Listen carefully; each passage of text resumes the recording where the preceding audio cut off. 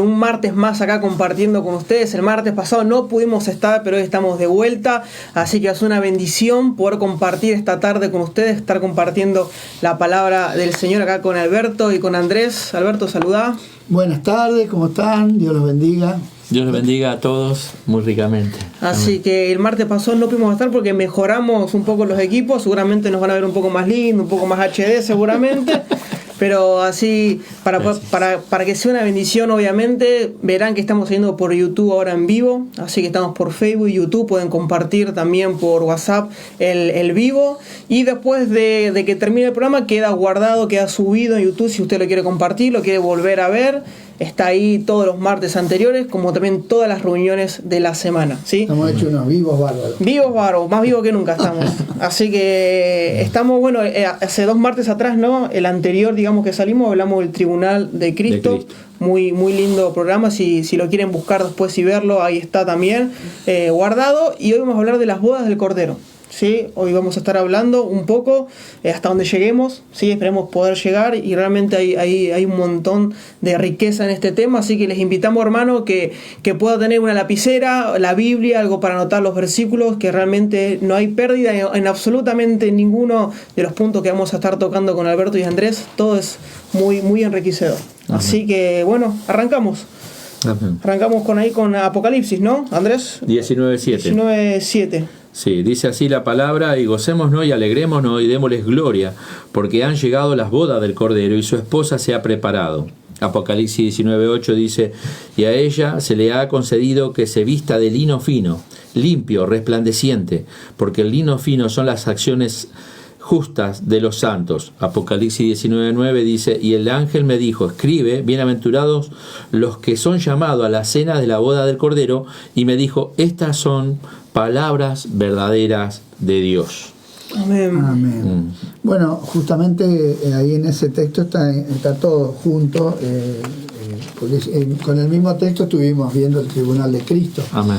Porque de ahí del texto nosotros podemos sacar que la esposa se le ha concedido que se vista de lino fino, sí, que son las acciones justas. Entonces entendemos que ya la iglesia, que es la esposa, se ha limpiado de toda obra que no sea justa, ¿no? Porque justamente veíamos que el propósito del Tribunal de Cristo es sacar todo aquello que no es verdad, juzgar las obras, ¿no es cierto? Y recompensar lo bueno o sea, ganancia y pérdida. Va a haber hablamos de lo que era el oro, ¿no? Los elementos. Exacto. Y también lo que era la madera. Exacto. Elementos que permanecen, obras hechas por el Espíritu que permanecen, y obras hechas con materiales que no soportan el fuego y que serán obras de la carne, o sea, cosas humanas. Serán consumidas. Exacto, no van a ser recompensadas. Amén. Entonces todo lo que va a quedar va a ser todo perfecto. Por eso dice que se le ha concedido que se vista de lino fino, que son las acciones justas de los santos. Y recordemos que este tribunal solo van a pasar los hijos de Dios. Sí, exactamente. Justamente esto es algo para la iglesia. Para la iglesia. Sí. Para la iglesia, para los salvados, para el pueblo de Dios. O sea, es un encuentro del Señor con su iglesia. ¿Sí? No como novio, sino como juez. En ese aspecto. Sí. En ese aspecto, claro, el tribunal no está como novio. Como novio habla de una relación de amadita, examinando, pero no como un juez para condenar, sino un juez para recompensar.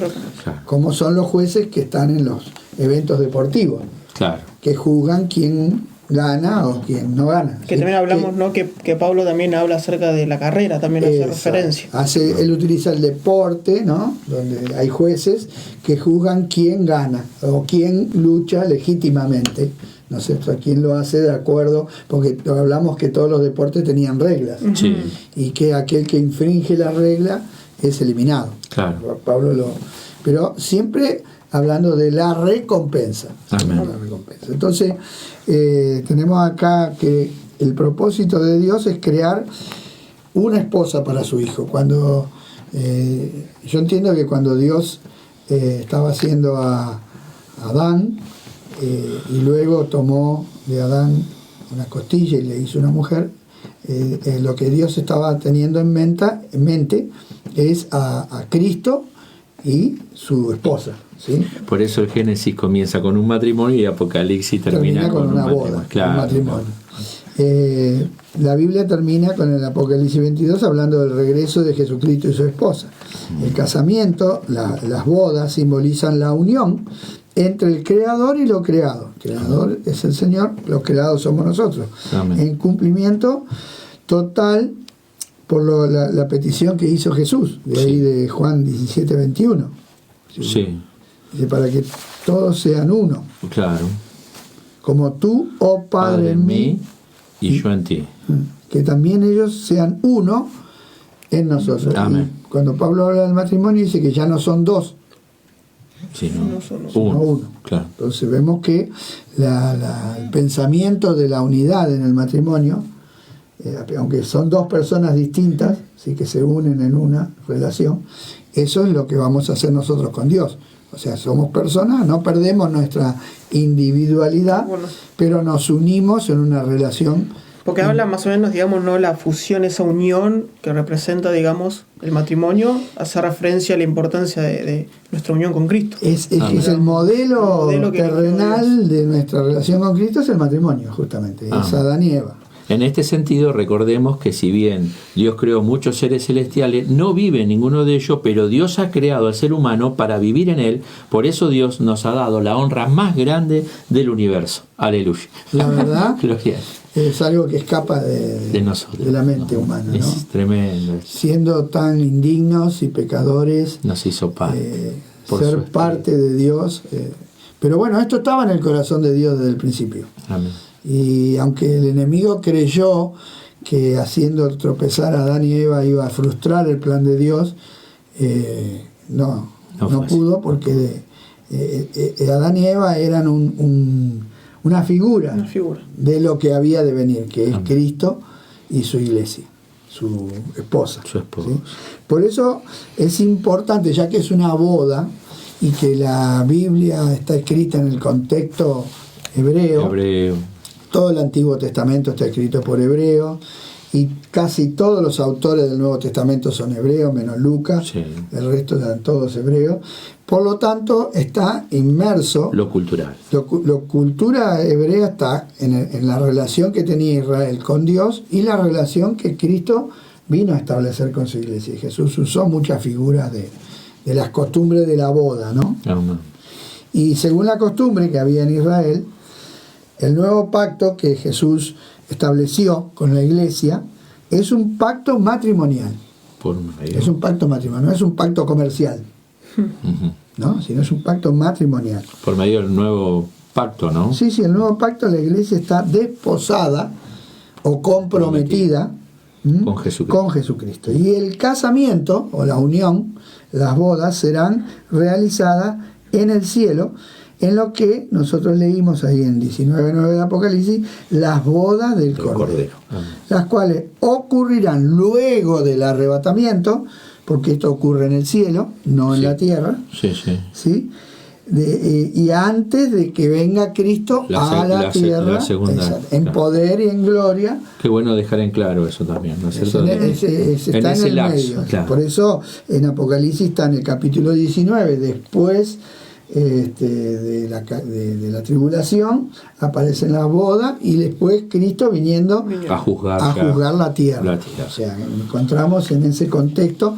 Por eso nosotros, como veníamos medio acelerados, lo habíamos pasado de largo. Claro, porque pasamos al milenio, claro. Ahora volvimos para atrás. Fuimos freno de mano y reversa. No, porque está en esos dos textos, ¿no? Claro. O sea, hay cosas en la Biblia que están explicadas ampliamente en un lugar. Esto no está explicado acá porque ya está explicado antes. Pero está tan claro que no lo podemos pasar por alto. Tenemos que aclarar. Entonces tenemos que saber algo de la historia de las bodas. En esa época, para llegar a ser un matrimonio, había que pasar por un casamiento que tenía 2 etapas separadas. Generalmente era por un tiempo de un año, pero no era fijo el periodo. En el casamiento, ¿o qué significa? Para entender el casamiento de la iglesia con Jesucristo, tenemos que saber algo de esta costumbre, ¿sí? En esa época había que pasar por esas etapas. La primera etapa es el desposorio. ¿Sí? Nosotros hoy lo llamamos compromiso. Claro, en la cultura nuestra, pero para ello era el desposorio. Exacto. Refiriéndose al día del compromiso, Pablo le dijo a la iglesia, os he desposado. Si querés leerlo ahí en 2 de Corintios, sí. 11:2. 11:2. Os he desposado con un solo esposo, para presentaros como una virgen pura a Cristo. Acá Pablo está mencionando el desposorio. O sea, cuando Pablo dice os he desposado, Pablo fue el que les predicó y ellos creyeron. Sí. ¿Cuándo nos desposamos con el Señor? Cuando creemos, cuando lo aceptamos, cuando lo recibimos, cuando creemos el Evangelio. Amén. Ahí somos desposados. Por eso Pablo dice, los he desposado, que era algo que ya había pasado, para presentarlos, que es algo futuro. Hay 2 tiempos ahí. La proyección. Es el tiempo, claro, como los novios. O sea, en el desposorio había un tiempo. En el cual después se unían. Claro. En Israel, luego del compromiso, se los conocía como no se los conocía tanto como novio. Novio nosotros lo tenemos en castellano, claro. Pero para ellos era esposo, ya era el esposo y la esposa, claro. ¿Sí? Porque era un compromiso que era como si fuera una realidad. Claro. Aunque no había un contacto físico, pero ya estaba hecho para siempre. Pero qué buena manera, o sea, qué bueno sería que pudiéramos seguir sosteniendo eso, ¿no? Bueno, en mi época, cuando eran chicos, los compromisos eran prácticamente así, ¿no? Era raro que una pareja comprometida no llegue al casamiento, ¿no? Eso se perdió, Alberto. Bueno, pero porque la sociedad se perdió el valor, perdió los valores de Dios. O sea, dejó de considerar la voluntad de Dios. Y entonces uno de los diseños de Dios es el matrimonio. Claro. Porque el matrimonio, cuando se discutía del matrimonio igualitario, muchos decían, no, porque el matrimonio tiene que ser así, como si el matrimonio fuera, decían, nosotros también tenemos derecho al matrimonio, como si el matrimonio fuera un decreto de un gobierno. Y el matrimonio no es un decreto de un gobierno, no es un invento humano. Es un diseño de Dios. Entonces nosotros no podemos alterar el diseño, porque el que diseñó el matrimonio, yo no puedo decir cómo es el matrimonio porque yo no lo hice, lo hizo Dios. Si lo hubiéramos hecho los hombres, sí podíamos establecer o cambiar las pautas. ¿Cómo un grupo de hombres se pueden sentar en un congreso y cambiar por un decreto humano lo que Dios hizo? Es imposible. No. Pero bueno, al no conocer a Dios, el hombre puede caer. El hombre cae en esas torpezas, ¿no es cierto? Claro. Entonces el compromiso del desposorio no se lo conocía como novios, sino como esposos. Exacto. Aunque no tenían vida en común hasta el día de las bodas. Exacto. Está bueno aclarar eso. Ahí se unían para convivir. Para convivir. Entonces, la presentación, la que hoy estamos viendo, la llamada boda, el casamiento, en el Nuevo Testamento, la ceremonia del casamiento se la conoce como la presentación. Pablo dice en Efesios 5:27 que a fin de presentársela, el Señor la lavó, ¿no? La compró y la lavó, a fin de presentársela a sí mismo una iglesia gloriosa, que no tuviese mancha, ni arruga, ni cosa semejante, sino que fuera santa y sin mancha. O sea, hoy estamos en el proceso de la purificación, de la preparación. ¿Qué está haciendo hoy la esposa o la novia? ¿Qué estamos haciendo nosotros? Preparándonos. Y esto lleva con una persona nueva que hoy acepta al Señor, digamos, hoy una persona no acepta al Señor, ya empieza a pertenecer a esta automáticamente entra a ser, tan solo aceptar al hace Señor. Un compromiso con el Señor, y ese compromiso lo va a llevar a adquirir una conducta diferente, porque el novio requiere de la novia ciertas cosas. Que nosotros las tenemos dadas por los apóstoles. ¿Qué hicieron los apóstoles? Por eso Pablo le dice, los trata, los celo con celo de Dios. ¿Ves? ¿A quién celaba? A la iglesia.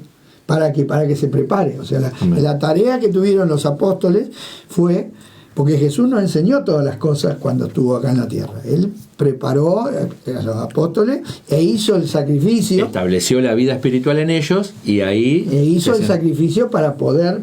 Pero después ellos, cuando recibieron el Espíritu Santo... Tuvieron que sentar las pautas. Les fue haciendo recordar todo lo que el Señor las palabras y revelando cosas nuevas. Cosas que estaban ocultas, como Pablo dice, todo, os digo un misterio. O sea, había cosas que en el Antiguo Testamento no estaban aclaradas. La relación de Cristo con la iglesia no estaba clara. Estaba en figura de matrimonio, pero no se entendía la parte espiritual, digamos, ¿no? Porque no todavía Cristo no había hecho la obra. Por lo tanto era irrealizable. Entonces, ¿de qué iban a hablar sin todavía? Por eso, recién cuando Cristo muere y resucita y va al cielo, puede enviar el Espíritu Santo al corazón de la persona. Amén. Y ahí la persona puede nacer de nuevo. Y entonces, como puede nacer de nuevo, tiene la vida de Dios. Amén. Recién, eso ocurrió en el día en que Cristo resucitó. Amén. Hasta que Cristo por eso cuando Jesús le habla en Juan 7 del Espíritu, que tiene sed, venga a mí y beba, y les hablaba de la vida del Espíritu, dice Juan, aclara, esto dijo del Espíritu que habían de recibir, porque todavía, dice Juan, no había venido el Espíritu Santo. Entonces, la preparación entre los desposorios y la presentación a la boda transcurría generalmente un tiempo que podía ser de un año. Después del compromiso, el novio se iba a preparar la casa en la cual viviría la esposa. Cuando su padre veía que la casa estaba terminada, autorizaba el casamiento, porque el padre del novio intervenía en el casamiento. Claro. No era en la cultura de ellos, los padres intervenían, no es que como antiguamente, yo recuerdo que antes también los padres tenían que estar de acuerdo. Hoy los novios dicen, a mí que me importa lo que piense mi papá, pero antes no, porque antes se buscaba la bendición. Claro. Los hijos entendían que la bendición de los padres ellos la buscaban, los hijos buscaban agradar al padre y por lo tanto había un acuerdo. Entonces, cuando el padre veía que la casa estaba terminada, autorizaba el casamiento, es decir, que el novio no sabía el día ni la hora. Hasta no recibir esa autorización.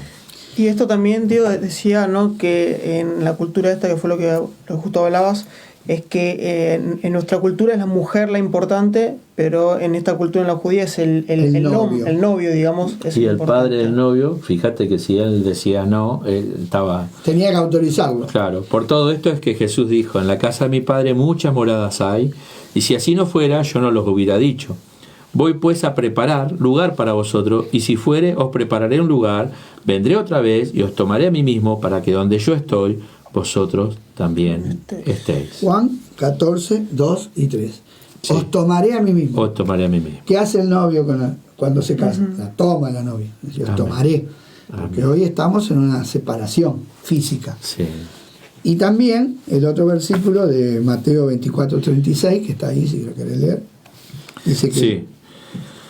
Sí. Vosotros también estáis, pero del día y la hora nadie sabe, ni aun los ángeles de los cielos, sino solo mi Padre. Bueno, mi Padre. Yo siempre me pregunté por qué Jesús había dicho eso. Claro. Pero ahora entiendo. Y claro, cuando uno entiende el contexto... Porque es el Padre el que decide. El que decide.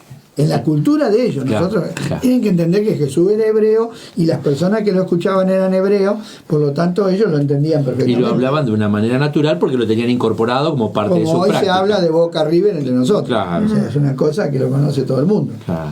Entonces, el tiempo, ahora vamos a ver el tiempo, ¿no es cierto?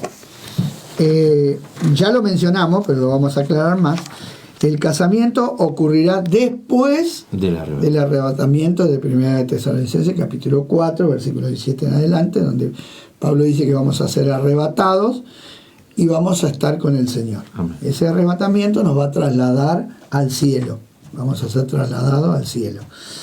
Y antes del retorno de Jesucristo en gloria. Porque el Señor va a venir en gloria a juzgar a la tierra, a tomar dominio, a anular a los poderes mundiales, al anticristo, al falso profeta, e incluido el diablo también.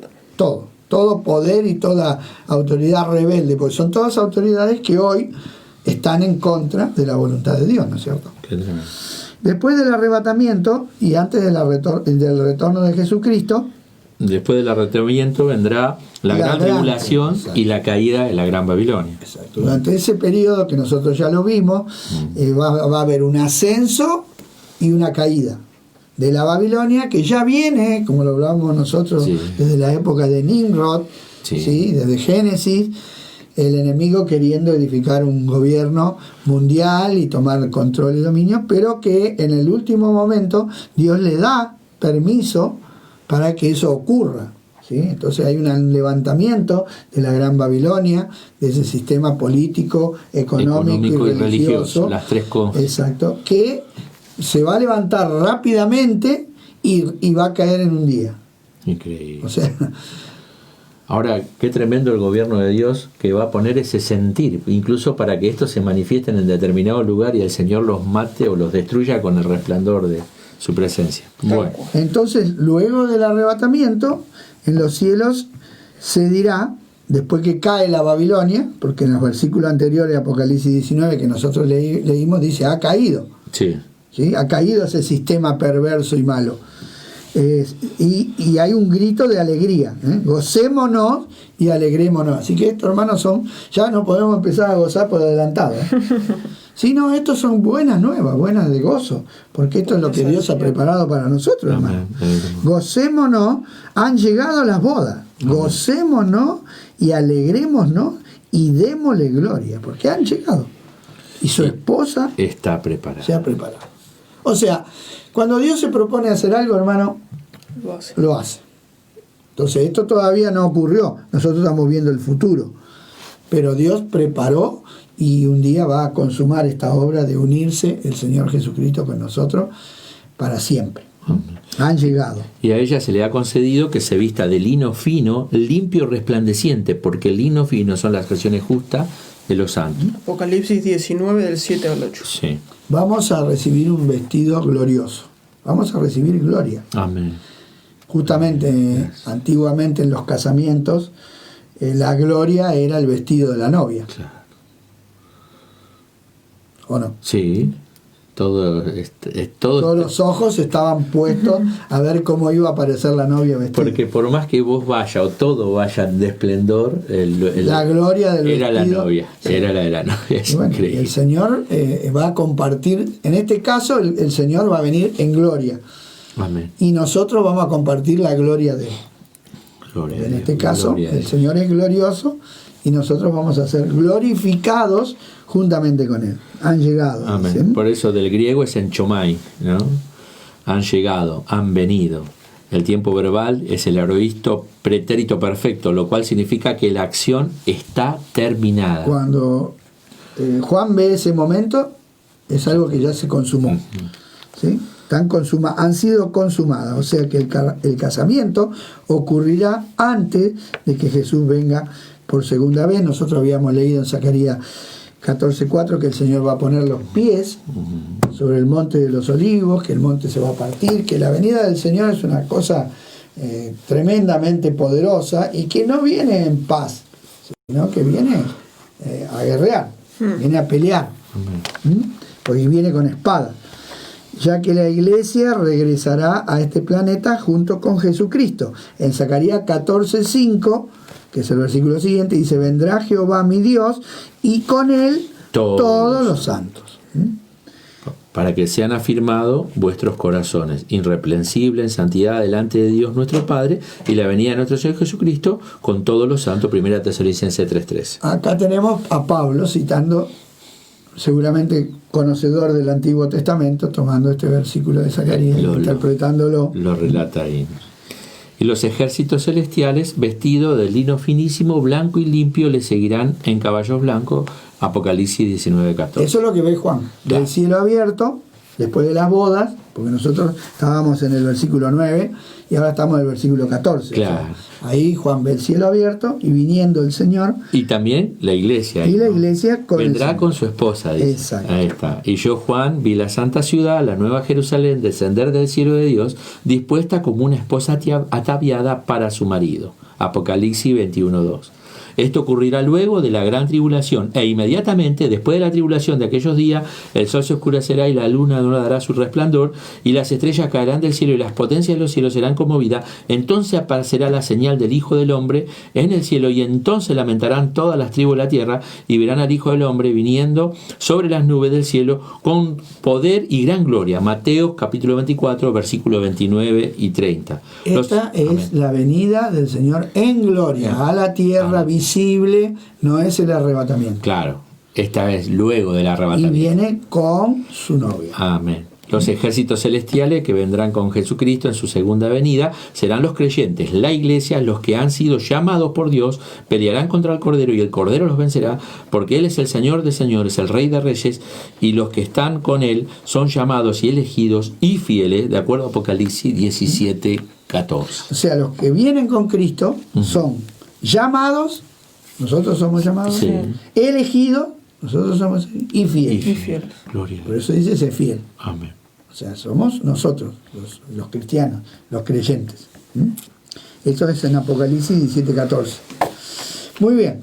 Las personas involucradas en el matrimonio, bueno, como dijo Juan, los personajes principales, por supuesto, es el esposo, Jesucristo, y la esposa, todos los que creen en el Señor Jesús. Quiero aclarar ahí que en la cultura de ellos, en la parte del varón tenía más importancia y trascendencia, por eso se nombra primero al esposo.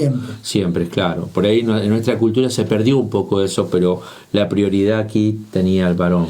Porque Dios lo puso al varón como cabeza. Como cabeza, exactamente. O sea, ese es otro diseño de Dios, que el hombre no puede alterar. Porque Dios primero lo creó a Adán. Amén. Y a Eva la puso en sujeción y cuidado, porque no es una sujeción esclavizante, sino es una sujeción para cuidado, para sustento, cuidado y abrigo. O sea, el hombre es el responsable de que la mujer esté bien. Amén. No que esté mal.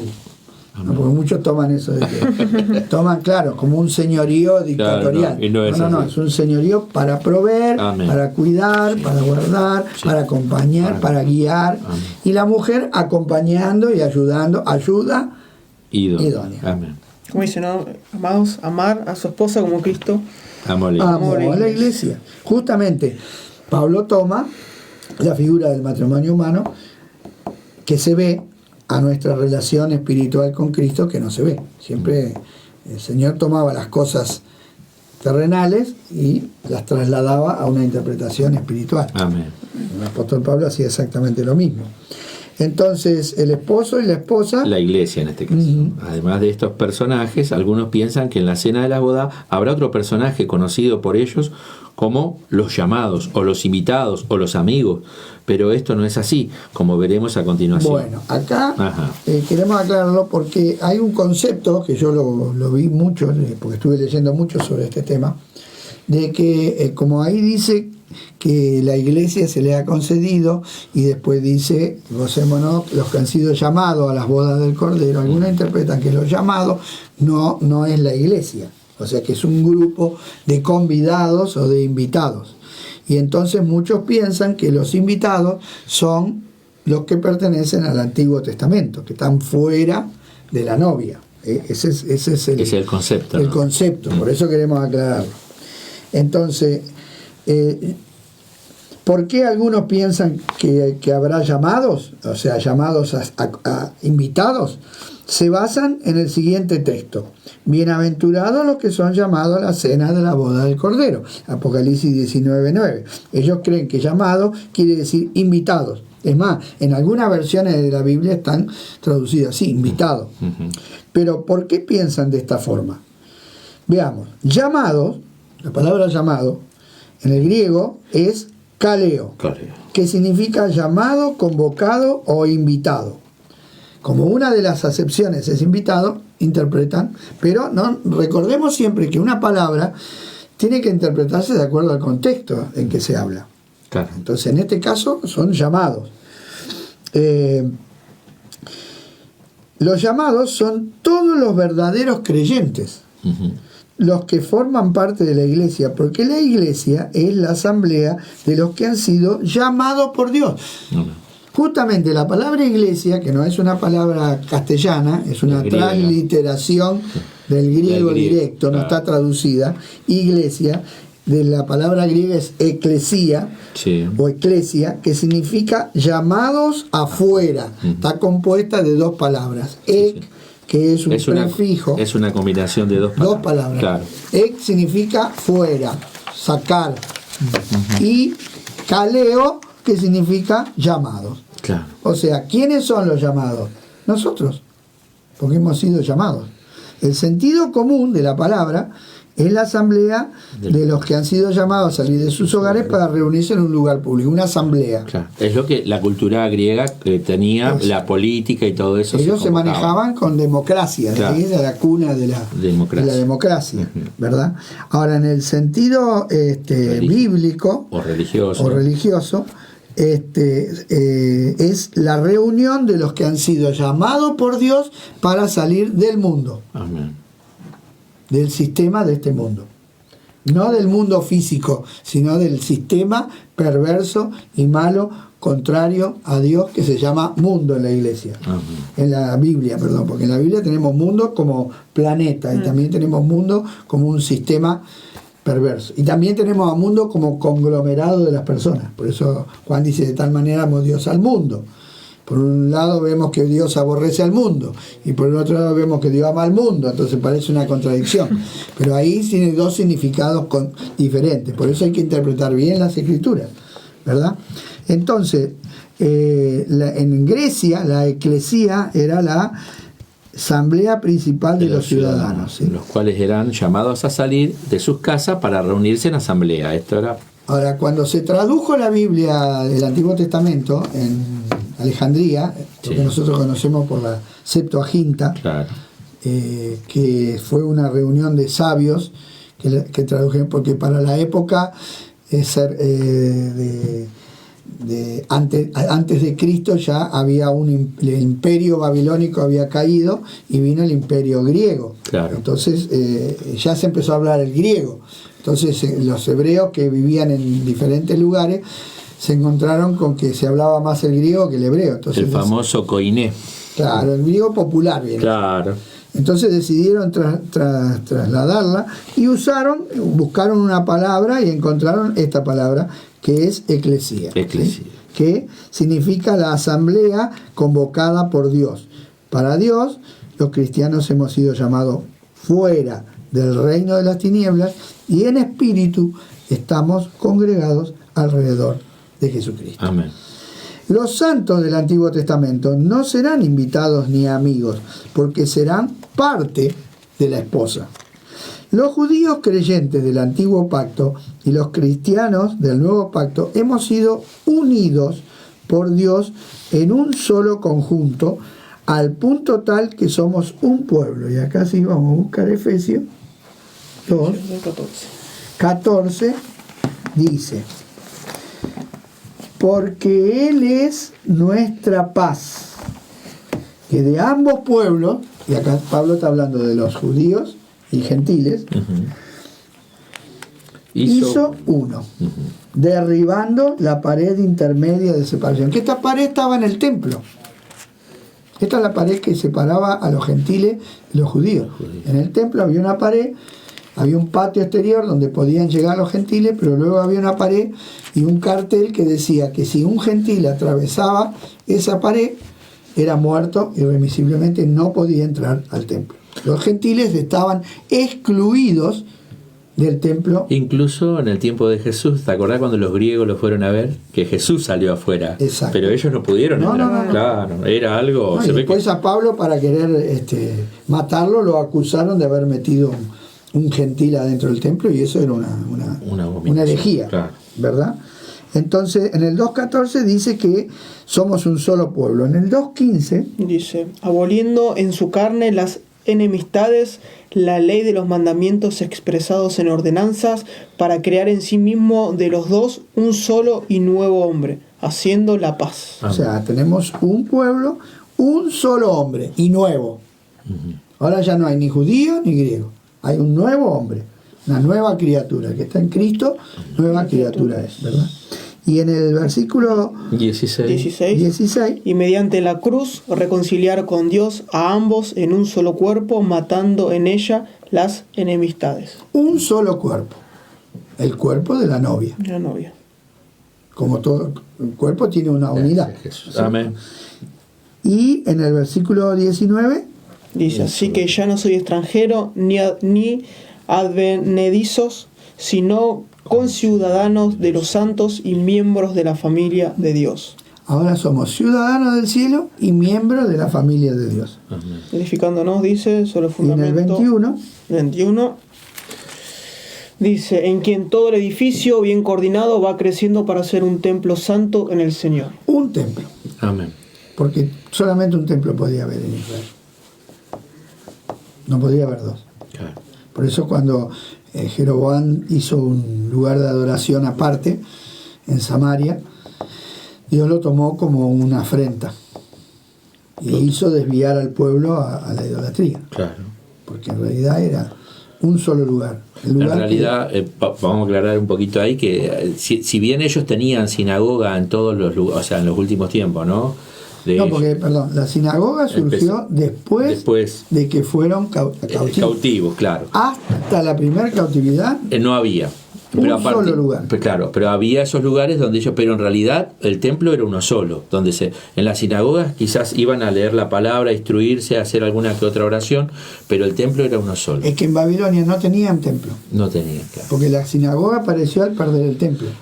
Claro. Cuando vuelven de la cautividad, ahí queda, traen la sinagoga. Eso, traen la sinagoga. Que la sinagoga significa asamblea también, claro, o congregación. O sea, ellos mantienen el templo, pero siguen haciendo sus reuniones en diferentes ciudades. Y las sinagogas quedaron desparramadas por donde había un grupo de judíos más o menos grande, había una sinagoga. Y fue eso que vos nos compartiste del guía de Israel, que él decía que tenía el corazón sucio, porque no podían ofrecer sacrificio.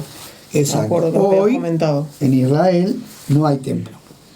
Por lo tanto, hoy los judíos no se pueden acercar a Dios, porque no tienen sacrificio, no tienen lugar donde ofrecer el sacrificio, porque el sacrificio por el pecado solamente se podía ofrecer en el templo.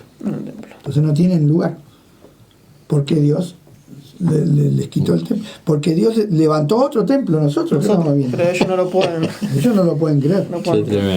Entonces, vemos que Dios ha unido a ambos grupos en un solo pueblo. Sí. En las bodas del Cordero, Jesucristo y su pueblo, ambos grupos serán parte de la esposa de Cristo. La iglesia ha sido injertada, tomando la figura de un árbol, de un olivo, en el buen olivo del pueblo del Señor.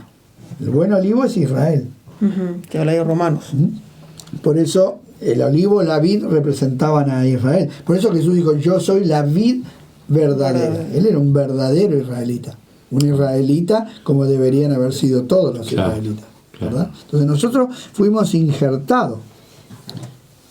Y ahí está el texto de Romanos 11:24. Porque si tú fuiste cortado del que por naturaleza es olivo silvestre y contra naturaleza fuiste injertado en el buen olivo, Romanos 11:24, ¿no?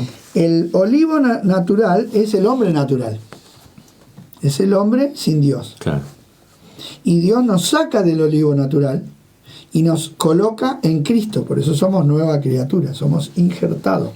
Pero somos injertados en las promesas que fueron dadas a Israel. Amén. No es que Dios hizo un pacto aparte con nosotros. No. Dios, a los que creemos en el nuevo pacto que fue hecho con Israel, recibimos la bendición por haber creído, por estar en Cristo. Amén. Entonces, la ciudad que vimos en Apocalipsis 21, que representa a la iglesia, porque dice que la ve como la novia desposada, ¿no? La ciudad representa, es la habitación de la novia, es la esposa del Cordero, dice en Apocalipsis 21:9. Las 12 puertas de esa ciudad tienen los nombres inscritos que son de las 12 tribus de los hijos de Israel, Apocalipsis 21:12. Y los 12 cimientos tienen los 12 nombres de los 12 apóstoles del Cordero, Apocalipsis 21:14. Entonces, la esposa está formada por las 12 tribus de Israel, es decir, los fieles creyentes del Antiguo Testamento, y los 12 apóstoles de Jesús, que son los fieles del Nuevo Testamento. Esto nos revela que en el día de la boda del Cordero, la esposa será todo el pueblo de Dios, amén, desde a través de Abel todos los tiempos, hasta todos los que creyeron en la sangre del Cordero. Porque ¿qué ofreció Abel? sangre. Un cordero. Ah, sí, por supuesto, por medio de la sangre. O sea que el cordero siempre estuvo. Sí. Dios los vistió con piel de cordero a Adán y Eva. Adán y Eva. Entonces el sacrificio del cordero empezó ahí. Siempre, porque no hay remisión de pecado sin derramamiento de sangre. ¿Por qué? Porque la paga del pecado es muerte. Si no muero yo, alguien tiene que morir. Es como sustituto. Claro. Sustituto. Solamente que los corderos no limpiaban el pecado, lo cubrían solamente. Sí. A cuenta del que había de venir. Que lo habla muy claro el hebreo. Exacto.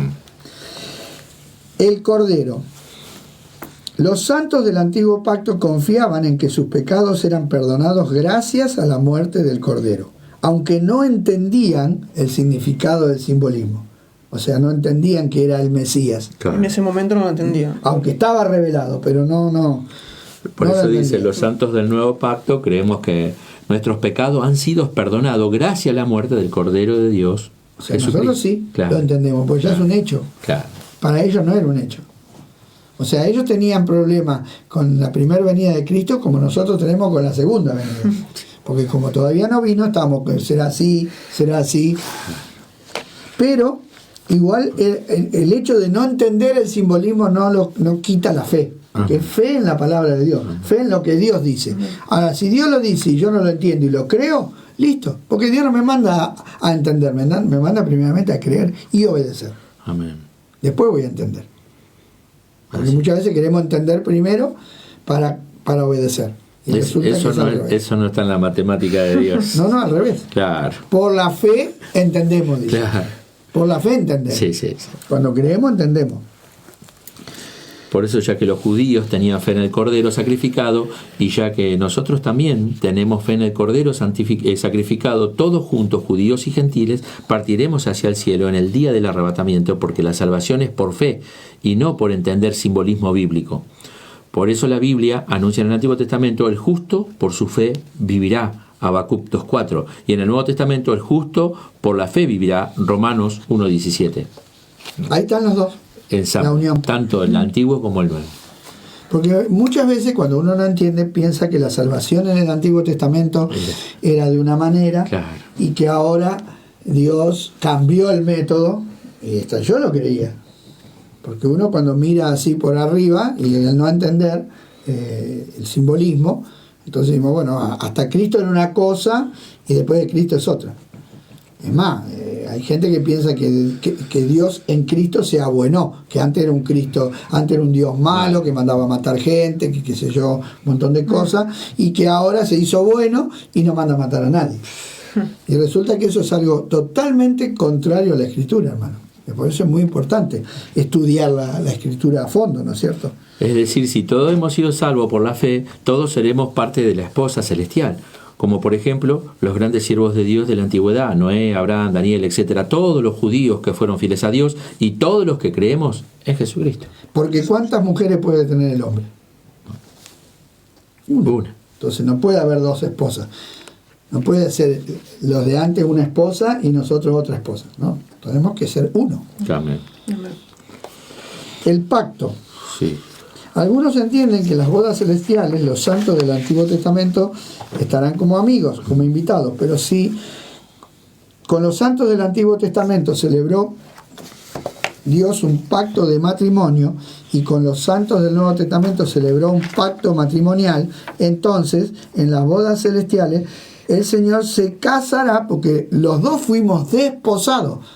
Ninguno de los dos pueblos se unió. Ni Israel, ni los antediluvianos, ni nosotros todavía. Entonces, cuando el Señor se va a unir con los dos, Porque ya de los dos hizo uno. Eso dice Efesios, tranquilo. Ya de los dos hizo uno. Entonces se casará con todo el pueblo. Si bien es cierto que en un momento Dios tuvo que castigar a los judíos del Antiguo Testamento por causa de sus pecados, dándole carta de repudio, es decir, anulando el desposorio, también es cierto que en su amor el Señor anunció que haría un nuevo pacto con ellos, con la casa de Judá y con la casa de Israel. Eso está en Jeremías 31. Nosotros ya lo leímos en los estudios anteriores. Sí. Y haré un nuevo pacto. Entonces, rechazo. Algunos creyentes piensan que los judíos del Antiguo Pacto han sido excluidos de la cena de boda, basándose equivocadamente en dos parábolas, que están una en Mateo 22, del 1 al 10, que no las vamos a leer ahora, y otra en Lucas, del 14, del 16 al 24, y por medio de estas dos parábolas Jesús enseñó que un rey hizo una gran cena de boda para su hijo, que invitó a muchos, los cuales no aceptaron la invitación, y que algunos de ellos mataron a los que lo invitaban, y que el rey entonces quemó su ciudad, y que ninguno de ellos estará en la cena. Entonces, basado en esa interpretación que ellos dan de esos textos, es que Jesús estaba hablando que todo el pueblo judío del Antiguo Testamento iba a ser rechazado y que ninguno de ellos formaría parte de la esposa de Jesucristo ni de la cena de la boda. Pero esto no es así, porque si ustedes ven bien en la historia, Jesús dijo que ninguno de los que rechazaron estarán en la cena. Hubo quienes rechazaron y hubo quienes aceptaron en la historia. Entonces, esos que rechazaron la cena no son todo el pueblo, sino son los judíos incrédulos. Claro. Porque así como hay gentiles creyentes y gentiles incrédulos, hay judío creyente y judío incrédulo. Sí. Entonces, no todos los descendientes de Abraham son israelitas, dice Pablo, sino los que tienen circuncidado su corazón, no solamente su prepucio, ¿verdad? Entonces, los que no aceptaron no estarán. Es decir, que Abraham, Moisés, David, Isaías, etcétera, siervos de Dios que vivieron santamente, estarán en la cena formando parte de la esposa de Jesucristo. Hay quienes piensan que los judíos del Antiguo Pacto son los amigos del novio, es decir, no serán parte de la esposa, y se basan en unas palabras que dijo Juan el Bautista de que él era el amigo del novio. Eso está en Juan 3:29. Él dijo: yo soy el amigo del novio. Y si él, un judío creyente del Antiguo Pacto, era el amigo del novio, entonces suponen que todos los judíos del Antiguo Pacto son los amigos del novio, no son parte de la esposa. Esto es un error, porque justamente no conocen las costumbres, ¿no? Claro. En la antigua boda judía, el amigo del novio era el que hacía los preparativos para la boda. Por eso Juan el Bautista dijo que él era el amigo del novio, porque fue delante de Jesús preparándole el camino. En Juan 3:28 dice: yo soy enviado delante de él. Amén. De hecho, él era el precursor. Y de hecho, muchos discípulos de Juan el Bautista, después, cuando Juan el Bautista lo presenta a Jesús, ellos después lo siguen a Jesús. O sea que Juan preparó los discípulos de Jesús. Le preparó la novia. Le allanó el camino. Exacto. La novia, recordando el texto, dice: bienaventurados los que son llamados a las bodas de la cena del Cordero. Algunos piensan que si la iglesia es la novia, y siendo que en un casamiento la novia no es invitada, porque no se podría realizar la boda sin su presencia, entonces los llamados no son parte de la iglesia. Pero esto no es así, ya que Dios ha llamado a los pecadores para que lleguen a formar parte de la iglesia. Y los que aceptan tal invitación serán bienaventurados, eternamente felices por haber aceptado la invitación, el llamado. Amén. Todos. Vamos a los saludos, hacemos un descanso ahí. Dale. Y vamos a los saludos de nuestros hermanos que nos están ahí viendo. Vamos a arrancar ahí. Guille Salguero pone saludos, familia, Dios los bendiga. Hugo César Domínguez también manda bendiciones y abrazos. Emanuel Garay también manda saludos y bendiciones. Estela Alves Díaz también ahí nos manda bendiciones. Dani Carletti también dice: Dios los bendiga, mis queridos hermanos. Isaías del Pino ahí también está. Un abrazo grande, queridos siervos, dice. Gracias. Pues tenemos también un saludo a Iván Palomeque, que estaba ahí esperando el programa con ansias. Dice Ángela, Angie, también nos manda bendiciones. Luis Portillo también dice bendiciones. Cristina Maidana también dice bendiciones, hermanos, Dios los bendiga. Claudia también dice, Maidana dice bendiciones, pastor. Claudia, también dice amén. Y Perla dice bendiciones, hermanos, muy bueno. Así que mandamos saludos a todos los que se están sumando desde su casa. Con frío, con un tecito, algo, pero bien. Ahí estamos, en las bodas. Al lado del fogón. Al lado del fogón.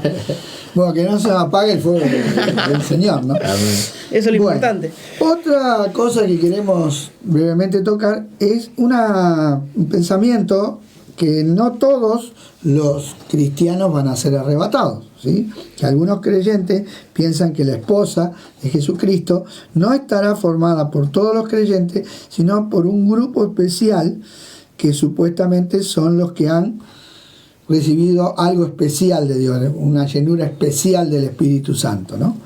Pero esto no es bíblico. ¿Y de dónde sacan esa enseñanza? Bueno, por interpretar las parábolas, porque las parábolas, hermano, hay que interpretarlas de acuerdo a lo que fue dicho. Al contexto. ¿Y qué quiere decir en la parábola? Porque en una parábola hay un mensaje y una verdad. Los otros acontecimientos que están en la historia no son para enseñar doctrina, sino forman parte de la historia solamente. Claro. Entonces, cuando nosotros empezamos en una parábola sacar una cosa, sacar otra, cuando el mensaje es uno solo. Cuando Jesús hablaba por parábola, la parábola tenía un objetivo. Y nosotros tenemos que descubrir cuál es el objetivo primario. Entonces, en Mateo 25, la famosa parábola de las vírgenes, prudentes e insensatas, que está del versículo 1 al 13, hay quienes dicen que las 5 insensatas no pudieron entrar a las bodas porque no tenían aceite en las vasijas. Entonces dice que habrá creyentes que no serán arrebatados porque no estaban llenos del Espíritu Santo. O sea, tenían una medida inferior. Pero al examinar el texto bíblico, vemos que las insensatas no entraron porque no eran salvas. No porque le faltaba un poco más de aceite. Ya que no estaban preparadas. Porque la orden era estar preparados. Claro. Entonces no estaban preparadas. Entonces no eran creyentes.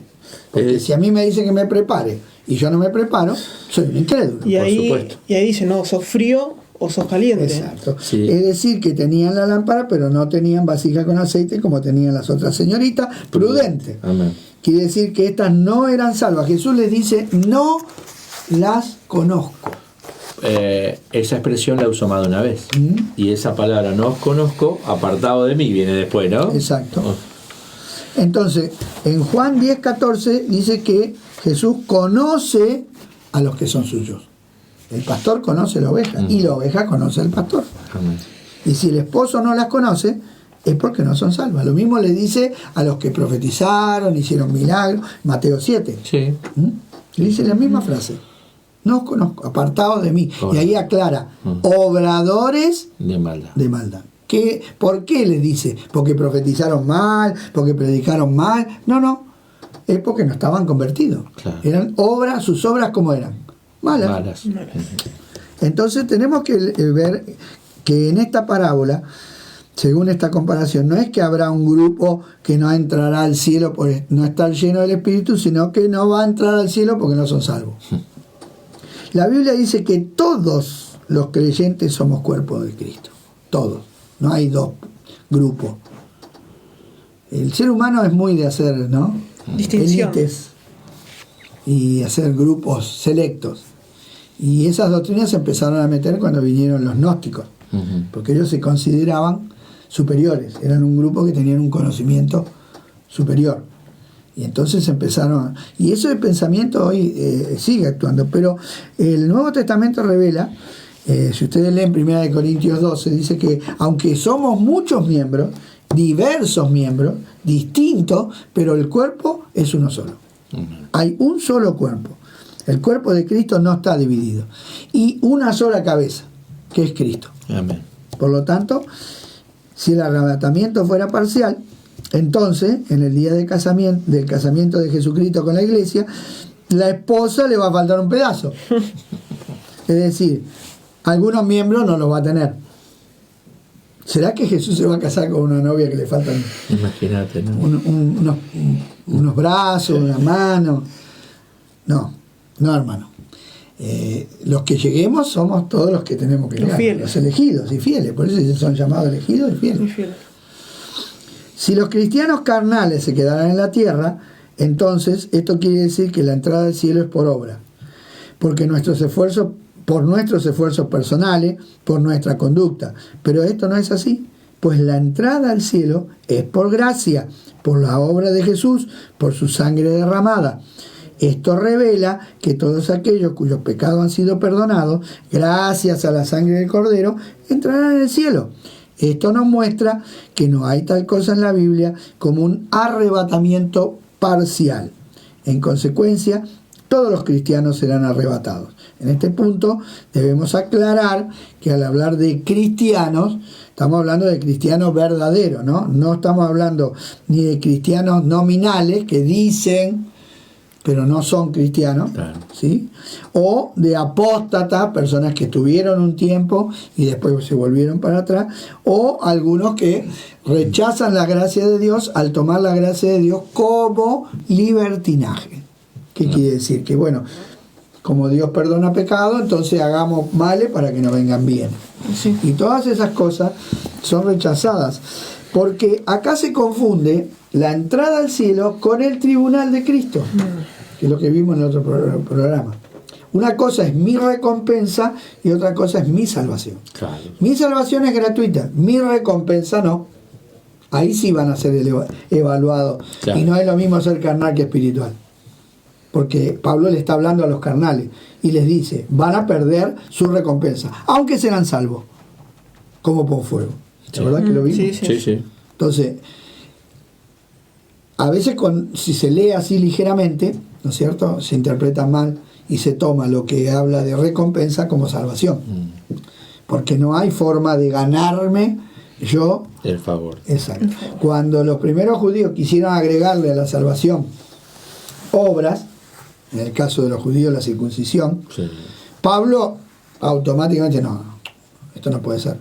No se puede agregar, porque la salvación es una obra hecha, consumado es, terminada. Amén. Bueno, la preparación. En estos días Dios logrará que la iglesia sea una iglesia preparada, porque dice que se ha preparado. ¿Y se ha preparado cómo? Viviendo en santidad. Sabiendo que sin santidad nadie verá al Señor. Amén. Dice Hebreos 12:14. A fin de presentársela a sí mismo una iglesia gloriosa, que no tuviera mancha ni arruga ni cosa semejante, sino que fuere santa y sin mancha. El tiempo en que estamos viviendo es un tiempo de preparación para las bodas. Sabemos que estamos en el tiempo de la segunda venida, nos llevará a prepararnos y en consecuencia nos arrepentiremos de nuestros malos caminos y esto nos va a llevar a la santificación, a apartarnos del mal. Amén. Y entonces la gloria de Dios vendrá sobre nuestra vida. El carácter de Cristo se va a manifestar en nosotros y como consecuencia de esto se va a levantar una gran cosecha de personas que el Señor va a llevar cuando venga. Estamos viviendo en días de preparación. Jesús está preparando nuestra casa allá en el cielo. Y nosotros debemos prepararnos viviendo en santidad para ir a disfrutar de la casa que Jesús está preparando. Amén. Es una obra. Nosotros somos colaboradores de Dios. Colaboradores. Y coherederos con Cristo. Exacto. El lugar de la cena. En primer lugar, tengamos en cuenta que si el casamiento es en el cielo, lógicamente la cena van a ser en el cielo. No será en la tierra, ya que cuando Jesús venga por segunda vez, no será un tiempo de fiesta, sino que muy por el contrario, va a ser un tiempo de guerra. Terrible. En la que el ejército celestial luchará contra el anticristo. Contra todos los ejércitos. Puede ser un tremendo. Sí. Una destrucción de gente, muerte, ruina. Ninguna boda. Esto lo relata Apocalipsis capítulo 19, verso 11 al 21. Sí. Nosotros lo vimos esto. Sí, lo vi. Si las bodas ocurrirán en el cielo, Luego del arrebatamiento de la iglesia, entonces las bodas celestiales ocurrirán en un momento ubicado entre el arrebatamiento, después del tribunal de Cristo y antes de la segunda venida de Cristo. Amén. Las dos copas. Esto por ahí vamos aclarando algunos conceptos que por ahí se forman en alguno para poder entender de acuerdo a la cultura de ellos. Exacto, porque nosotros vemos la Santa Cena, ¿por qué la copa?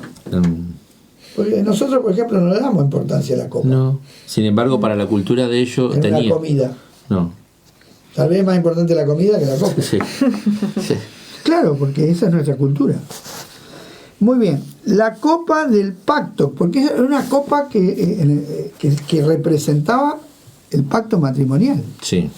En el antiguo Israel, en el día del desposorio, cuando se comprometían, el novio bebía vino en una copa y luego le daba a la novia. Si ella bebía, esto significaba que ella aceptaba al joven y sellaba de esta manera el pacto. Amén. Se comprometía, era un compromiso matrimonial. En la última cena, Jesús, tomando la copa y habiendo dado gracias, le dio diciendo: bebé de ella todos. ¿Por qué todos? Porque todos tenemos que ser salvos. Porque esto es mi sangre del nuevo pacto, que por muchos es derramada para remisión de los pecados, para el perdón de los pecados. Amén. Entonces, vemos cómo el Señor nos adquiere como novia, porque recuerdan que también el novio pagaba una dote. Amén. ¿Sí? En la cultura de ellos también esto era así, y esto habla San Mateo 26, 27 y 28. San Los Mateo gitanos 27. Todavía tienen la cultura de la dote. Sí. Y de la fiesta, muy parecido a los hebreos. Yo estuve en una fiesta gitana y tienen una cultura muy parecida. Muy parecida, sí. Que los padres arreglan la boda. Sí. Es todo muy similar. Perdón, es una hermano. Cultura milenaria. Tuvimos hermanos miembros gitanos aquí en la iglesia que se fueron a casar sin conocer personalmente a la novia, pero por recomendación de la familia fueron y se casaron y siguen juntos. Vos decís, wow, te rompe la cabeza nuestra cultura, pero ellos le dan pie firme. Porque nosotros estamos en una cultura sensual. Sí, lo que me llama la atención. Lo que me excita los sentidos. Sí. En cambio, el matrimonio no es sensual, es espiritual. Es una relación entre dos personas. Qué cosa, ¿no? Qué bárbaro. ¿Cuánto tenemos que aprender? Después, en el día de la boda, había la segunda copa, la copa del casamiento. Claro. Llegado el día del casamiento, los novios bebían la segunda copa de vino. Por eso Jesús dijo lo que dijo, que vos lo lees siempre en la Santa Cena. Sí, y os digo que desde ahora no beberéis más de este fruto de la vid hasta aquel día en que lo beba nuevo con vosotros en el reino de mi Padre. Es decir, en la boda del Cordero, beberemos junto a Cristo la copa del casamiento. Aleluya. Aleluya. Gloria a Dios. Qué lindo, ¿no? Nosotros la primera copa la bebemos ¿cuándo? En la cena del Señor. La cena del Señor. Y la segunda copa la beberemos en la cena de la boda del Cordero. Cada vez que la primera vez que hacemos la cena del Señor, estamos comprometiéndonos con el Señor. Amén. Y cada vez que volvemos a hacerlo, estamos reafirmando que somos la desposada, que somos la novia. Y que estamos a la espera. Y que estamos a la espera de beber la segunda copa. Amén. Estamos renovando el pacto matrimonial. Es un pacto matrimonial, hermano. Sí. Con el Señor. Estamos reafirmando y confirmando los votos. Un voto es una promesa. Sí. Es un compromiso. Amén. La duración de la fiesta de las bodas en aquella cultura generalmente duraba una semana. Flor de fiesta. Sí. Jesús enseñó por medio de dos parábolas el comienzo y el fin de la boda. En esas dos parábolas se menciona una cuando comienza y otra cuando termina. La boda de la Mateo 25 es cuando el novio va a la boda, y la de Lucas 12 del 35 al 40 es cuando el Señor vuelve de la boda, el fin de la boda. En estos casos, tanto las vírgenes como los empleados no sabían cuándo iba a suceder. Las vírgenes no sabían y los empleados no sabían cuándo regresaría su patrón. En las dos comparaciones, el Señor enseñó la importancia de estar preparado, hermano. Estar siempre preparado. Porque no sabemos cuándo se producirá la segunda venida y con ella el comienzo de las bodas celestiales. Dice en Mateo 25:13, velad pues, porque no sabe, y está la interpretación de la parábola, ¿ves? Sí. Velad pues, unas velaban, las otras no velaban. Velad pues, porque no sabéis ni el día ni la hora en que el Hijo del Hombre ha de venir. Amén. Y en la de Lucas 12:40 dice, vosotros también está preparado, porque a la hora que no penséis, el Hijo del Hombre. Gloria a Dios. Llegó el tiempo de Dios, hermano. Llegó el tiempo del arrebatamiento. Está pronto a llegar el tiempo del casamiento entre Jesús y la iglesia. Es el tiempo de prepararnos. Amén. Amén. Amén. En estos días Dios quiere restaurar el mensaje del nuevo pacto como pacto matrimonial. Amén. Hoy que está tan degradado y tan perdido el matrimonio, tan devaluado, nosotros deberíamos ser los revaluadores del matrimonio. Ayúdanos. Porque estamos en un matrimonio con Cristo. Amén. Estamos desposados con el Señor.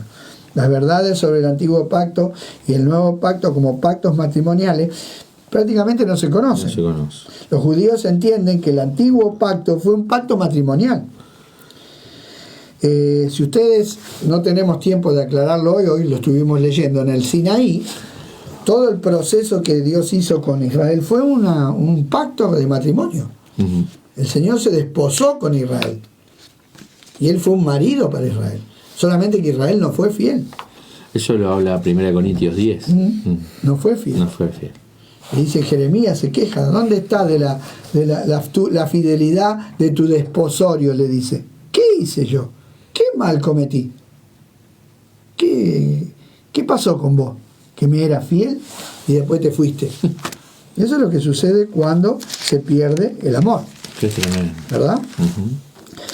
La iglesia en general no conoce este tema, por eso hay necesidad de restaurar esta verdad en relación con la segunda venida de Cristo, ya que si Jesucristo viene a buscar a la iglesia para las bodas, si en la Biblia Jesucristo se presenta como el esposo que viene, si la iglesia es la esposa, si Pablo dijo que Dios nos ha desposado, comprometido, hubo un desposorio, hubo un compromiso, y si hubo un desposorio, hay un pacto. Amén. O sea, estamos en un pacto matrimonial. Amén. Los judíos entienden claramente que la entrega de la ley en la Torá, en el Sinaí, fue un pacto. En efecto, ese acontecimiento fue en el marco de un desposorio con ellos. Un compromiso. Pero, ¿cuál es el nuevo pacto entre Cristo y la iglesia? Su sangre. Con su sangre. Cuando Dios hizo un pacto con Israel, también hubo derramamiento de sangre. Y todo fue purificado con sangre. Todo. Pero hay una diferencia entre el antiguo pacto y el nuevo pacto. En el antiguo y el nuevo pacto, los dos fueron dados por Dios. Pero el antiguo pacto tenía adolecía de algo, no porque Dios falló, sino por el hombre. El que falló fue el hombre, porque Dios fue fiel. Amén. Pero el antiguo pacto cayó, ¿por qué? Porque la palabra de Dios estaba ¿dónde? Fuera del hombre. El hombre tenía un corazón malo. Amén. Acá te leo un texto. Sí, léelo. Hebreos capítulo 3, verso 12.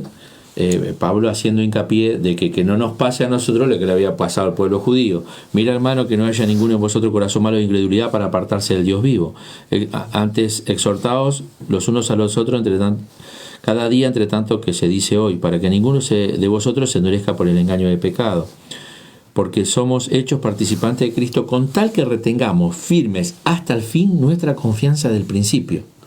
Y termina el pacto. Claro, y termina el 19 diciendo de los judíos esto, ¿no? Y vemos que no pudieron entrar a causa de incredulidad. Claro. O sea, le faltó la fe para poder creer. Y la fe también habla de la fidelidad. Claro. No fueron fieles no fueron fieles al compromiso. Porque ellos se comprometieron. Le dijeron a Moisés, nosotros vamos a obedecer todo. Allí dijeron, todo. Y Moisés fue todo contento a Dios decirle que, y Dios le dijo, ojalá Moisés. Ahora te los voy a probar. Entonces, exactamente a los 50 días de la Pascua le fue dado la ley a Israel. 50 días después de la Pascua. El antiguo pacto, 50 días después de la salida de Egipto, en el monte Sinaí, Dios le entregó los 10 mandamientos y el decálogo, que es una parte de la Torá, que en hebreo significa instrucción o enseñanza. Dentro de la Torá está la ley de los 10 mandamientos. En el nuevo pacto, 50 días después de la muerte y resurrección de Jesucristo, que fue en la Pascua, en el día del Pentecostés, el Espíritu Santo fue derramado y en él Dios nos dio la ley, pero otra ley, la ley del Espíritu de vida en Cristo Jesús. Romanos 8:2 dice, ahí aclara Pablo por qué necesitábamos esa ley. Dice, porque la ley del Espíritu de vida adentro nuestro en Cristo Jesús, nuevo nacimiento, me ha librado de la ley del pecado y de la muerte, la ley que yo traigo por naturaleza humana, que me lleva a pecar. Somos pecadores por naturaleza, tenemos una ley es algo que se cumple siempre. Porque lo que era imposible para la ley, acá está hablando de la Torá, la ley escrita en tabla de piedra, por cuanto era débil por la carne. No era débil la ley, sino era débil el que la recibía, porque era un hombre carnal. Amén. Dios, enviando a su Hijo en semejanza de carne de pecado y a causa del pecado, condenó al pecado en la carne de Jesús. Dios lo metió a Cristo, todo el pecado, la naturaleza pecadora, la puso en Cristo, lo mató a Cristo, lo resucitó a Cristo y creó un nuevo hombre. Amén. Y ahora tenemos el Espíritu desde adentro. Amén. Entonces hoy nosotros podemos cumplir la ley. Por eso, hermano, nada mejoró desde Adán hasta Cristo, a pesar de que hubo el arca de Noé, por ejemplo. El arca de Noé no cambió la naturaleza, porque Noé bajó del barco y los hijos de Noé siguieron siendo pecadores, Noé se emborrachó, o sea, no hubo ningún cambio. Vemos que en todo el Antiguo Testamento, a pesar de que Dios mandaba juicio, a pesar de que se arrepentían, a pesar de que se levantaban libertadores, jueces, profetas, pero siempre, ¡pum!, de vuelta. ¿Por qué? Porque no tenían la vida adentro. En cambio ahora Dios trabaja desde adentro. Por eso el nuevo pacto es mucho mejor. Amén. ¿Por qué tanto el antiguo pacto como el nuevo Dios nos entregó su ley? Porque tanto en el antiguo pacto como en el nuevo pacto Dios entregó su ley. En el antiguo pacto los 10 mandamientos, ¿dónde estaban? Fuera. Y ahora están, ¿dónde? Escritos en la tabla de nuestros corazones. Corazones de carne que Él nos dio. A los 50 días de la Pascua. Dios actuó así para mostrarnos la diferencia que existe entre las dos leyes. La del antiguo pacto, el hombre tenía la ley, pero no tenía poder para cumplirla. Claro. Pero en el nuevo pacto, el hombre tiene poder. Recibiréis poder cuando venga el Espíritu Santo. Por eso, que agregó a ese... Romanos 8:1 dice, ahora pues ninguna condenación hay para los que están en Cristo Jesús, los que no andan conforme a la carne, sino conforme al Espíritu. Ahí consiste el poder. No son hombres naturales, sino los hombres nacidos de nuevo. Sí. Los hombres nacidos de nuevo podemos obedecer. Amén. Gracias, Jesús. Amén. Después habla del pacto. El pacto era una promesa, una alianza, un acuerdo legal. La palabra pacto del hebreo es berit. Cuando los judíos trataron de traducir el berit al griego de la Septuaginta, o sea, la traducción griega del Antiguo Testamento, no encontraron ninguna palabra con qué traducirla exactamente. No, porque los gentiles no tenían un pacto con Dios. Claro, claro. Solo encontraron una palabra que contenía en forma aproximada la idea de berit, que es la palabra griega diateke, ¿no? La palabra pacto en hebreo es berit, pacto, acuerdo, convenio, alianza, y en griego, en la Septuaginta de diateke, pacto o testamento, ¿no? Testamento, sí, pero la idea del griego era más comercial que religiosa. Claro. ¿Sí? Los griegos no hacían un pacto con Dios, y menos que Dios hacía un pacto con ellos, porque la idea de pacto no surge del hombre, surge de Dios haciendo pacto. Claro, bueno, eso también es bueno aclararlo, de que es difícil que el hombre pueda cumplir pacto dentro de la naturaleza humana, es imposible, a menos que el espíritu more en el hombre y tenga el gobierno para hacerlo. El único que cumple pacto realmente es el Dios creador. Porque Dios tiene poder para cumplirlo, claro, nosotros no. Nosotros no, eso. Ahora, cuando vemos el pacto que Dios hizo con Abraham, fue Dios el que hizo el pacto.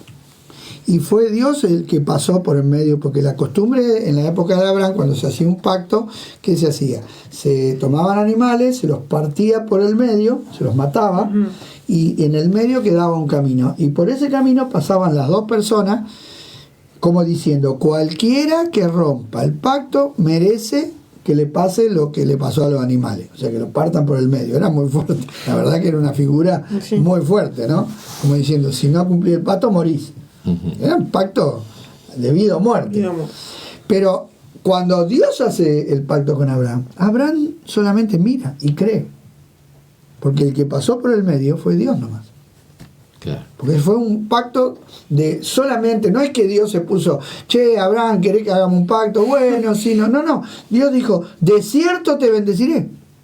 Porque Dios es Señor y toma decisiones soberanas. Qué promesa. ¿Y cómo se cumplió? ¿Cómo se cumplió? De cierto te bendeciré. El pacto con Abraham es incondicional, como el pacto de la gracia. No así el pacto de la ley, claro, que no estaba hecho para cumplirlo, estaba hecho para demostrar que el hombre es pecador por naturaleza y no puede con su propia naturaleza cumplir los pactos. Amén. Era solamente para eso. Es un ayo, un guía que nos debe llevar a los pies de Cristo. Por eso, para eso está la ley. Cuando usted se encuentre con personas que dicen que son buenas, bueno, póngale la ley, póngale los 10 mandamientos. Y ahí se va a dar cuenta que no son tan buenos como parecen. Claro, porque está para eso, para probar que no somos santos, claro, de corazón. Porque puede que lo aparentemos, pero en nuestro corazón, los fariseos por fuera no adulteraban. Pero cuando el Señor le metió la lámpara en el corazón, ¿dónde estaba el adulterio? ¿Dónde estaban los homicidios? ¿Dónde estaban los hurtos? Lo tenían guardado en el corazón. Entonces Jesús le dijo, no, así no es. El que mira a una mujer para codiciándola, ya adulteró. O sea, Jesús le llevó al corazón. Pablo dice, yo era irreprensible. Conforme la ley, sí, yo era irreprensible. ¿Pero qué ley? La ley exterior.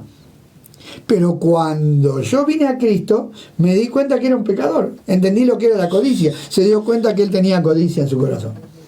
Que él era un pecador. Pero ¿cuándo se dio cuenta? Cuando se encontró con Jesucristo. Cuando la luz del Espíritu Santo lo convenció de que era un pecador. Por eso Ananías lo encontró llorando.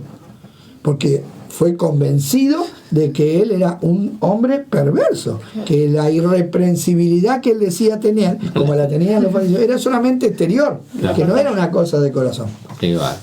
Esto es tremendo, hermano, pero es importante, porque muchas veces hay mucha gente que cree que es buena, porque exteriormente no practica cosas reprobables socialmente, pero sí las tiene guardadas en el corazón. Y si las practica con su mente y con sus pensamientos, aunque no se anime a ponerlas por obra. A mí me toca tratar con un grupo de personas que no solamente lo piensan, sino que lo ejecutan, son delincuentes, abiertos, expuestos. ¿Y qué hacen las otras personas que no pecan expuestamente? Dicen, ¡ay, esa gente, qué terrible, qué mala que es! Y resulta que lo que tiene esa gente es la maldad expuesta. Los otros la tienen escondida. Pero todos llevamos un asesino, todos llevamos un ladrón, todos llevamos un adúltero, todos llevamos una mariquita, todos llevamos adentro del corazón el pecado. Va a haber algo. O sea, no es que no se manifieste, no quiere decir que no esté. Que no esté, claro. Por eso los fariseos decían, yo no soy como este pecador. Y eran pecadores, iguales. Nada más que no se reconocían. Bueno, la ley no fue dada para salvar. La ley del monte Sinaí. Por eso fue temporario. El pacto que Dios hizo con Israel era temporario porque Dios ya sabía que lo iban a violar. Y que venía uno mejor. Y que venía bueno, nosotros hoy lo vimos en Hebreo, que el pacto que Dios hizo con nosotros es mejor pacto, mejores promesas, mejor ley, mejor sangre, todo mejor. Claro. Por eso hoy a veces queremos volver a los rituales y a las cosas exteriores, pensando que eso trae una cierta gloria y una cierta apariencia de piedad, y resulta que la sustancia es lo que hay en el corazón. Amén. Porque nosotros hacemos un culto, nosotros muchas veces tendemos a mirar el culto con las luces, el salón, la música, y resulta que el culto es espiritual. Amén. Los verdaderos adoradores, Jesús lo dijo, viene la hora, porque hasta ese momento no podía haber habido verdaderos adoradores, que adorarán al Padre en espíritu y en verdad, porque hoy tenemos el Espíritu. Gloria a Dios. Y por medio del Espíritu Santo nos estamos preparando para las bodas. Y con respecto a esto, qué importante es el temor a Jehová, ¿no?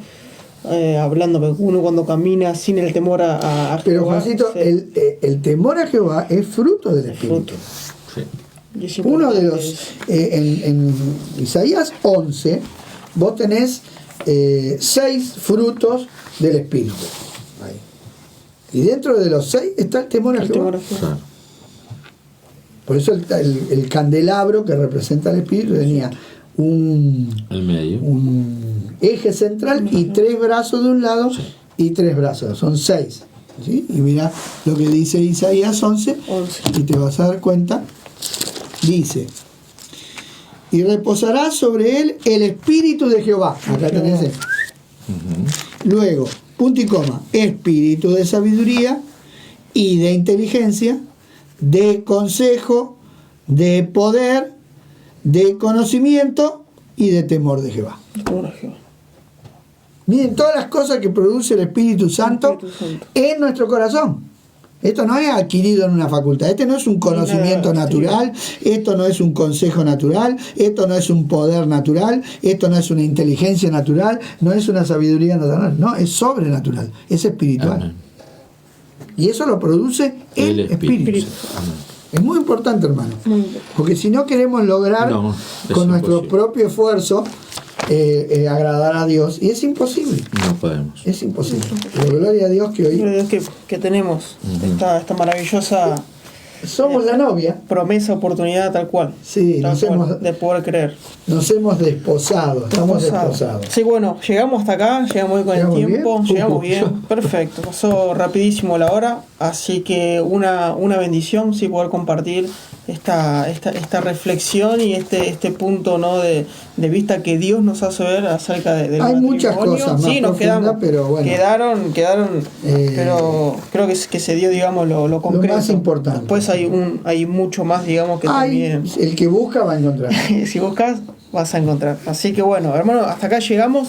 Espero que haya podido anotar todo en caso que no llegó. Que pidan que devolvemos o inclusive esto lo tengo, así que si quieren le puedo mandar el archivo. Por mail mandas el archivo. El archivo PDF. Y si no, ven el programa también que ya queda grabado, ¿sí? Para poder refrescar la memoria. Así que bueno, unos saludos, Albert, y ya Andrés nos despedís. Bueno, la verdad que un gusto, hermano, una vez más poder estar juntos compartiendo lo más bello que tenemos, que es al Señor Jesucristo y su palabra. Amén. Damos gracias a Dios, gracias por acompañarnos, y espero que esta palabra que hemos compartido pueda servirles para la edificación de su espíritu. Padre del cielo, en esta hora te damos gracias por tu gran amor y misericordia, por tu fidelidad, que la vemos a través de tu palabra y a través del transcurso del tiempo. Tu palabra cada vez se hace más real y patente en nuestra vida y corazón. Tu palabra se va cumpliendo tal cual está escrita, Padre. Y eso alienta a nuestro corazón y a la fe que un día depositaste en nosotros para seguirte fieles a ti. Permite que tu Espíritu more y repose en nuestros corazones, de modo que obedezcamos tu palabra, Señor, y que podamos ser aquellos hijos que agradan en todo lo que emprendamos, para que todo lo que podamos hacer honre y glorifique tu nombre. Te pido así por cada uno de mis hermanos, de aquellos que creen en tu palabra, que abrazan tus promesas, que son fieles y eternas en sus corazones para vivirla, para que tu bendición venga sobremanera en cada uno de ellos, en el nombre de Jesús. Amén. Amén. Así, bueno, hermanos, saludamos a los últimos que estaban mandando ahí saludos, y ya nos vamos a estar despidiendo, ¿sí? Ahí pone Graciela, Graciele, dice, bendiciones, muy claro cómo eran las costumbres para realizar un casamiento. Patricia dice, bendiciones. Ana dice, Ana Sala dice, gracias, bendiciones, los extraño, nos dice ahí Ana. Y Nicolás Monge también manda bendiciones, hermanos. Beatriz también manda bendiciones. Juan Morel dice, Dios los bendiga a los pastores. Así que bueno, hermanos, hasta acá llegamos. Esperemos que haya sido bendición para su vida esta enseñanza. Así que nos estamos viendo el próximo martes, ¿sí? A las 6. Y en la semana está toda la programación, ¿sí?, de la iglesia, así que también te puedes conectar durante la semana. Mañana está miércoles los jóvenes a las 8. Las mujeres están a las 7 con Ruth y G. Viernes oración a las 8. Sábado jóvenes adultos ahí con Sebe y Barbie. Y el domingo también reunión general a las 6 de la tarde. Así que hermanos, nos vemos, nos despedimos. Amén. Muchas bendiciones. Que Dios les bendiga. Dios los bendiga. Paz.